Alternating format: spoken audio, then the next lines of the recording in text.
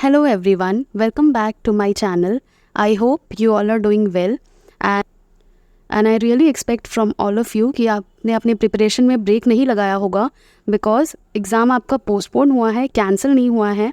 कभी ना कभी एग्ज़ाम होगा तो आपको हमेशा ऐसा मान के चलना चाहिए कि आपका एग्ज़ाम कभी भी हो सकता है. अगर कल भी हो तो you should be prepared enough.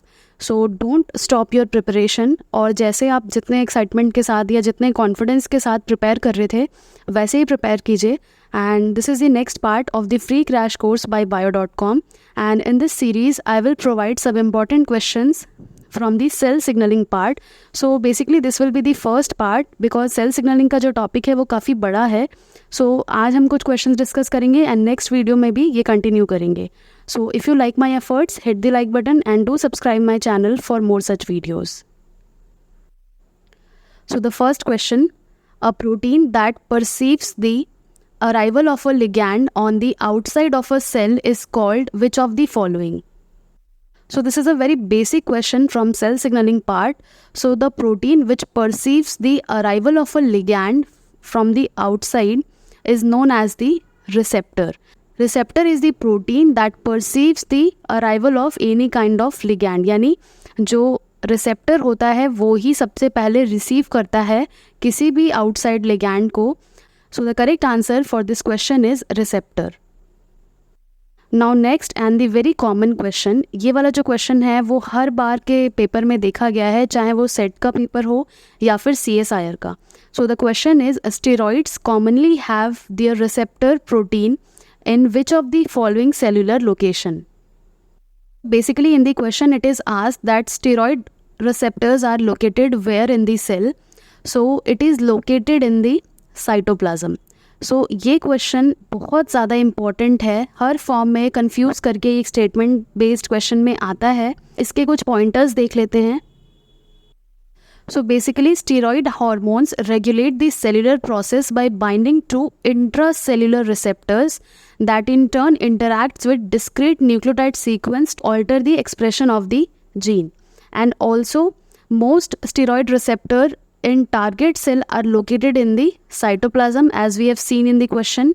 They need to get into the nucleus to alter the respective gene expression.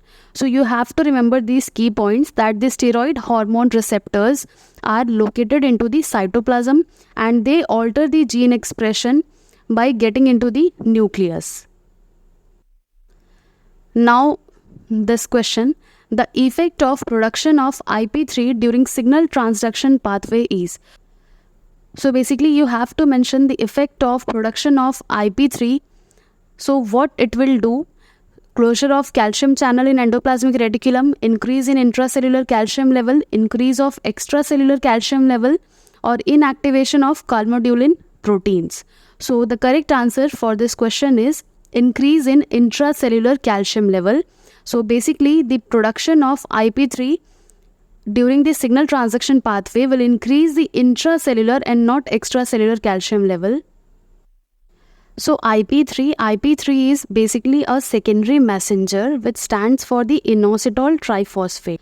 So this IP3 is responsible for the opening of the calcium channel of the endoplasmic reticulum and consequently calcium releases into the cytosol. So it will increase the intracellular calcium level. So the correct answer for this question is option 2. Now next question. So the question is, the cytoplasmic domain of the receptor of which of the following protein does not function as tyrosine kinase? So options are EGF, that is epidermal growth factor, PDGF, platelets derived growth factor, insulin, and asialoglycoprotein. So you can also find the answer of this question by odd one out step. So EGF and PDGF insulin all consist of the cytoplasmic domain for the receptor tyrosine kinase. RTK के ही हैं, but this odd one out, that is the asialoglycoprotein. That means option 4 is the correct answer. And this asialoglycoprotein does not contain, it means the cytoplasmic domain of the receptor of asialoglycoprotein does not function as the RTK, that is the receptor tyrosine kinase. And अगर हम लोग RTK की बात करें, receptor tyrosine kinase, So RTKs are the high affinity cell surface receptor for many polypeptide growth factors, cytokines and hormones. So odd one out के through भी आप answers pick कर सकते हैं रिसेप्टर पे जब क्वेश्चंस आते हैं सेल सिग्नलिंग से. Now next question, which is a matching question, you have to match the signal along with its receptor. So you have serotonin, interferon, glycine and insulin. So यहाँ पे जो serotonin है, serotonin का जो correct option है वो है binding activates a G protein which activates और inhibits an enzyme that generates a specific second messenger and opens the channel. Serotonin का फर्स्ट यानी ए का फर्स्ट किस में है, ए का फर्स्ट है, यहाँ दिख रहा है एक, और ये वाला एलिमिनेट हो गया, ये वाला भी एलिमिनेट हो गया. सो हमारा या तो फर्स्ट ऑप्शन होगा या सेकेंड ऑप्शन होगा.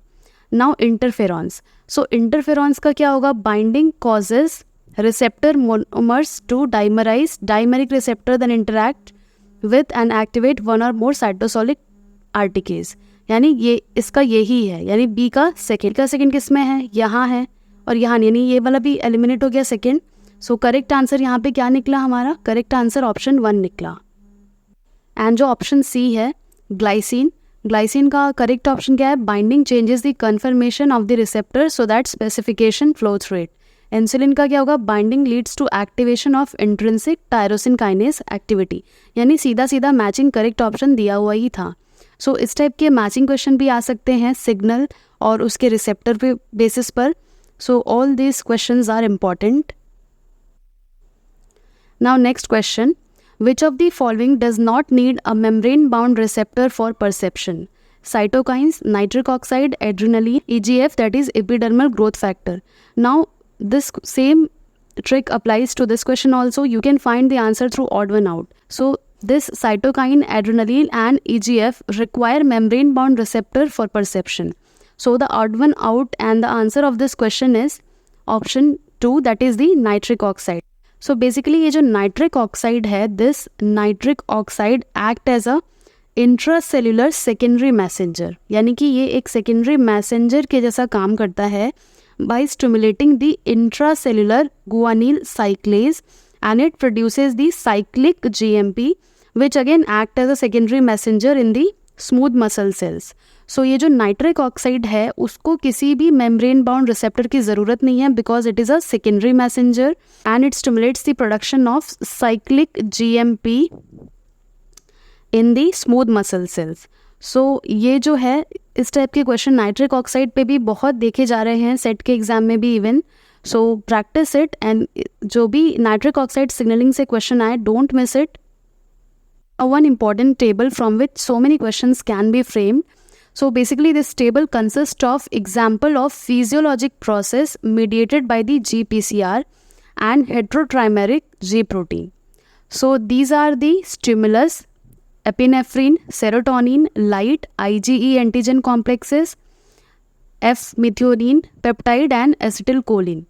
So the receptors are also mentioned. So epinephrine का receptor जो होता है वो beta adrenergic receptor होता है and serotonin का क्या होता है, serotonin receptor, light का rhodopsin, mast cell IgE. So basically इस rhodopsin पे भी बहुत questions देखने को मिल रहे हैं. अभी मैं एक क्वेश्चन बताऊंगी जो इस से रिलेटेड आ सकता है. यानी एक डिफेक्ट होता है जब हमारा जो GPCR है उसके सिग्नलिंग में कोई सा फॉल्ट आए तो ये वाला जो है रोडोप्सिन उसके सिग्नलिंग में फॉल्ट आता है और एक डिफेक्ट अराइज होता है. नाउ यहाँ पे इफेक्टर्स भी मेंशन्ड है. एपिनेफ्रिन जो है वो एडेनिल साइक्लेज के थ्रू काम करता है सेम एज सेरोटोनिन एंड जो साइक्लिक GMP अभी जो मैंने बताया था लाइट परसीव करने के लिए सो उसमें काम करता है CGMP फॉस्फोडाइएस्टरेज एंड बाकी जो है फॉस्फोलाइपेज C उसके अलावा पोटेशियम चैनल के थ्रू एसिटिलकोलिन काम करता है.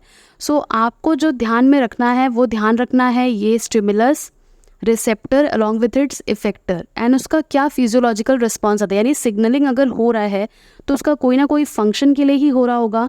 सो आउटकम या जो फाइनल फिजियोलॉजिकल रोल है या रिस्पॉन्स है क्या सिग्नलिंग के थ्रू आता है उसका भी आपको ध्यान रखना है. फॉर एग्जाम्पल अगर लाइट का सिग्नलिंग हो रहा है, लाइट रिसेप्टर रोडोप्सिन है, उसका इफेक्टर है साइक्लिक GMP फॉस्फोडाइएस्टरेज, तो वो क्या करेगा, रोडोप्सिन के थ्रू विजुअल हमें देखने को मिलता है. यानी कि हम देख सकते हैं लाइट अगर हमारे प्रॉपर सिग्नलिंग कर रहा है रोडोप्सिन के थ्रू, उसके इफेक्टर के थ्रू, तो वी कैन सी। सो इस टाइप का आपको फिजियोलॉजिकल रोल भी याद रखना है। सो इस टेबल से 100% श्योर कुछ ना कुछ क्वेश्चंस बन सकता है। Now this is the disease related with the rhodopsin. So this is a disorder associated with G protein coupled receptors. So this is retinitis pigmentosa, which is an inherited disease which is characterized by the degeneration of the retina. You can see here in the figure, जो retina है वो क्या होता है, धीरे धीरे degenerate होने लगता है, which consequently results in total blindness. और जो retinitis pigmentosa है, it is caused due to the mutation in the gene that encodes the rhodopsin. सो अभी हमने टेबल में देखा था जो रोडोप्सिन है it is the receptor of the, यहाँ पे टेबल में फिर से दिखाती हूँ, लाइट का जो रिसेप्टर है वो रोडोप्सिन है। तो अगर रोडोप्सिन में ही प्रॉब्लम आएगी तो विजुअलाइजेशन क्या हो जाएगा, बिल्कुल निल हो जाएगा। So the rhodopsin is the visual pigment of the rods. So ये एक डिफेक्ट है जो GPCR में डिफेक्ट आने से होता है। सो इस टाइप के क्वेश्चंस भी बहुत कॉमनली देखने को मिलते हैं, और भी बहुत सारे डिजीजेज हैं GPCR के फॉल्टी होने से। सो वो सारे भी मैं बताऊंगी। This is all for today, stay tuned for the next part. Thank you so much for watching.